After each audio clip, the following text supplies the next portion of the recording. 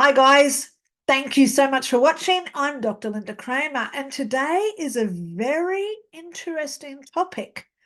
Can trees talk? Let's get straight into this. Let's go there. 25 years ago, I would have said, no way, get stuffed. Trees are just trees. We cut them down, we use their wood. I was part of society with this conditioning from school where I was led falsely to believe that trees don't think.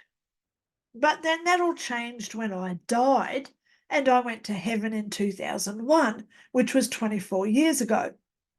At that time, when I was in heaven, I saw how trees can talk, trees can move, trees have consciousness to decide and think. Wow. So they can do it in heaven, but can they do it here on earth? So when I woke up from my coma and I returned home to where I was living in North Carolina, it took me a long time to readjust to being human, alive again, because everything seems so weird, which I'll do another video about that. But it took me about a week before I could even get outside. So let me just show you here. I've got my house where I used to live. And as you can see, because I've taken away things so you can't identify where this house is, right? But as you can see, it was a one-story house with only 2 steps at the front, getting up to the front door. So it took me a week to get the strength to actually get out of the bedroom, which was over here, and to get through the living room to get to the front door to come outside. So there I was sitting outside. It was a nice day.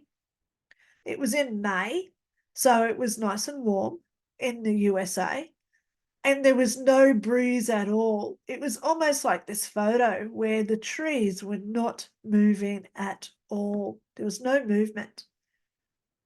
So I was sitting here on this front step, and I was just sitting there feeling the sun's warmth, trying to get healthy again.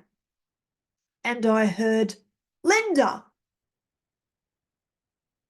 And I looked around left to right because I could see the neighbors across the street. I could look into the yards next door. And I thought, who's calling me? I can't see anyone. So I just go back to what I was doing, lying there in the sun, sitting on that step, this top step just here. And I heard, Lynda, really loud and forceful. Now, this time when I heard it, my ear pricked. You know when cats' ears do it the best, right? They hear a noise and their ear pricks to where the noise is coming from. My ear pricked, it moved, and I realized this noise was coming from about 4 feet away to my left. And as I looked to where this noise was coming from, this Lynda, I realized it was this tree here. This tree right here. And I looked at this tree and I thought, did that tree just say hello to me? Did this tree just say hello to me? It just called my name. So I'm sitting there and I'm thinking, no, I can't stuff. This doesn't work. You know, even knowing at this point my psychic abilities were going crazy, which I'll explain in my next video where I talk about what happened when I woke up. But I was sitting there and I thought, that tree just said hello. It just called out my name. So half jokingly, I said, I looked at the tree because I'm sitting here and I'm looking at this tree. And I said, if that was you, can you please move? Do something so I know it's you. Now, remember what I said. It was a very still day. It could have been this photo. No leaves were moving, no branches were moving, the grass was not moving, there was no breeze at all that day. It was very still. And as I said, can you move? This whole tree trunk did like this earthquake effect. Let me come back to you so you can see me now. The whole tree did this earthquake effect down its trunk, and I'm watching it like quivering. And I reckon 200 leaves fell out of this tree and they all came down to the ground. Not one other tree in that front yard did that. Not one tree. Only this one that I was sitting next to. So here's the tree again. This one here. Why its trunk physically moved. It moved. Like, and when I say moved, I would say a foot. So, 12 inches to the left, and then go back to the center and go back out another foot to the right. So it moved like a wave. None of these other trees moved. So I sat there and I went, wow, I'm covered in leaves because there was leaves everywhere. And I thought, trees talk. Trees talk. So over the years, I've now researched this. And I'll be honest, there are people out there who call themselves tree whisperers, plant whisperers. Okay. I went over to this lady's house, first time I'd ever been there. I parked in her driveway, and instantly her front trees told me, Lynda, tell her to move us. What? What? So I'm looking at this tree in her front yard, and it's very close to another tree that was quite big. And it dawned on me, this tree, it was like a knowing, okay? It was like a telepathic knowing. Even knowing I heard this in my ears. Crazy, I know, but it's true because it happened to me, and a lot of stuff happens to me that's really weird, right? So I called the lady over and I said, what's the story with these two plants? And she said, oh, this older one, it's been here for a long time, and I only got this one about 3 weeks ago, planted it. And I said, it hates it here. It doesn't want to be next to this other plant. She said, what? I said, it needs more sun. It wants you to put it over there. And I telepathically, I just knew this. It wanted to be planted on the other side of the yard where it gets all the sun and it can shine and grow really big. And she said, you've got to be joking me. Okay, I'll do that. So she planted it over the other side.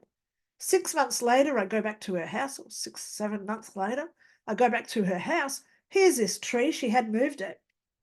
And it was now huge, growing really well. And she said, look how it's growing now that I've moved it from where it was. I said it was shunted where it was. It didn't like it. She said, how do you know? And I said, well, trees talk to me. Trees talk to me. Another example. I'm down at the riverbank one night with some friends. We're at the river and it's all dark. It's nice walking along the river at night. And we come to all these trees and they're all the same size. And the generic tree, like a triangle with a trunk, they all look like this going down this walkway. So they're all the same. But there's one there and it was shunted, really short. And I thought, this tree's in pain. So I walked up to this tree and I gave it a hug. My friends at the time, they know what I do, so they don't think this is weird at all, right? So I'm down there hugging this tree and I'm hearing bang, bang, bang, bang, bang, bang, bang. And I thought, whoa, whoa, whoa, whoa, what's this thing going on like this? And I look out in the water and there's this footbridge that they've just recently built. Psychically again, I knew it was when they were doing the pylons, drilling to put all the pylons down to build the bridge. That bang, bang, bang. It shunted this tree. And I knew that this tree didn't like where it was planted. So then I had to have a chat with the tree. And again, my friends don't think this is weird because they know what I do, right? So I'm hugging this tree and I said, tree, it's okay. The bridge is now built. It's all right. It's okay. Look at the trees around you. They're all growing. They're all healthy. They're happy here in the park. No one's going to cut you down. It's okay. You're safe here. You're secure here. And as I'm holding this tree, I let it have all my love. And I said, it's okay. You're loved. People love you here. You're giving people shade. It's okay to grow. Went back down to that riverbank about a year and a half later. Guess what? That tree was the same size as all the others. If I didn't know where it was, I would never know which one it was. They were all the same tree. But that tree really did not like all that bang, bang, bang when they were building that bridge. So do trees have consciousness? Is it just me who hears this? No, there's heaps of people on the planet who actually tune into trees. We're like tree whisperers. A few years ago, I was actually thinking about putting it on my resume saying, I'll come and tell you where to plant your trees in your yard. How cool is that? Don't put that one next to that one. They don't like each other. It's like they have personalities. Ooh. So let's go there. Do trees have personalities? Well, there is a lot of research being done right now where, so as you can see, there's my tree, right? So if I go over this other screen now, oops, let's go over to here. Do plants have a consciousness? Both animals and plants are aware, and given the relation between awareness and consciousness, pardon me, plants can be described as conscious organisms. Wow. So isn't it good when you research this stuff and you find out what we're doing as a psychic is actually real, scientifically proven? Wow. So they're even on PubMed. Plants can indeed make memories. Are plants intelligent? Now, this is from ambius.com, which is like a science blog. Plants do not feel pain. Now, I'm going to contradict this one. Do plants feel pain when cut? I'm going to contradict this one because of my empirical evidence, the evidence that I've accumulated myself. My empirical evidence on the data that I've received from plants having a consciousness, I actually believe that they do feel pain when we cut them. They do feel pain. And most importantly, I believe trees get scared. They have feelings. So they have emotions. Wow. Because that plant, that tree next to that bridge, it didn't want to be there because it was scared. Wow. So do trees talk? Well, we don't hear them as such because they don't have mouths and tongues, right? But I believe that they do have a telepathic communication that is through their consciousness of having emotional attachment to stuff, whereby people who are in tune, like clairaudient, can indeed pick up their words, their communication, their language. Now, speaking of language, isn't it funny? I heard that tree talk in English. What? Why wasn't it Spanish, Italian? Why wasn't it French or German?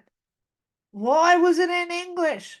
Because I believe that when we speak telepathically, we are projecting our intentions of our thoughts, which translate into any language that the recipient interprets.